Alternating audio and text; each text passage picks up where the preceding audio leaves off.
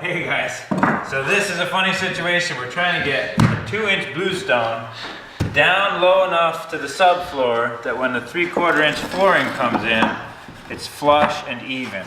Now it'd be great to get thinner bluestone, but a lot of times, especially these bigger hearths, the manufacturers won't make them less than 2 inches because they won't handle the transportation, they'll break.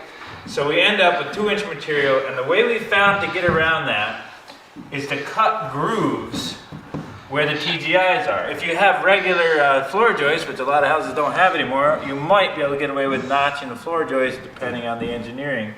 But with TGIs, to keep the structural integrity there, we cut grooves into the bluestone. So with this one here, here's the 2.5. We know that we need about 5/8 of an inch.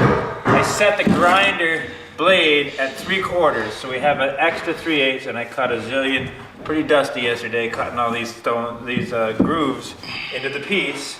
And then in here we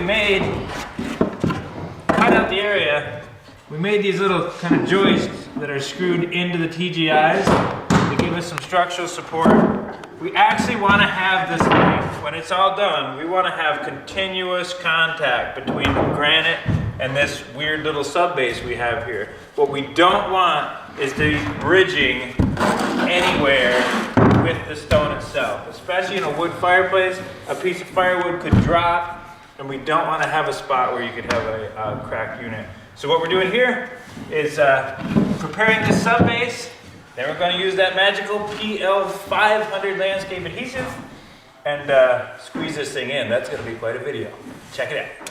So we're getting this adhesive, and I'm going to kind of spackle that nice and smooth, and I'm going to try to get enough adhesive so it's actually up in these grooves. Take a look at these, so that the contact is through the glue, continuous for action.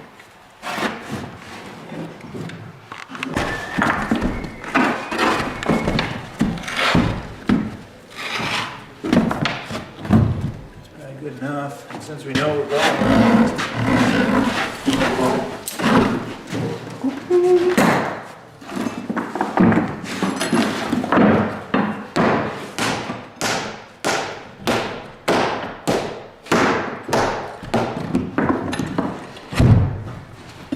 Yep. So there's what we got. 3/4 inch piece of wood will come in even, Steven. There's a little bit of adjustment we can do within that glue, getting things fine-tuned. Plus, they can fine-tune with that piece of flooring board a little bit too to get it just right. Usually these pieces are never perfectly flat, and nor is the floor.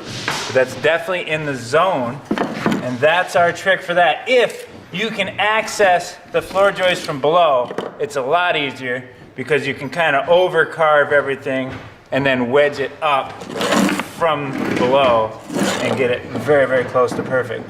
But that's the end result right there. Thanks for watching. Please like and subscribe. Check out the How To headquarters.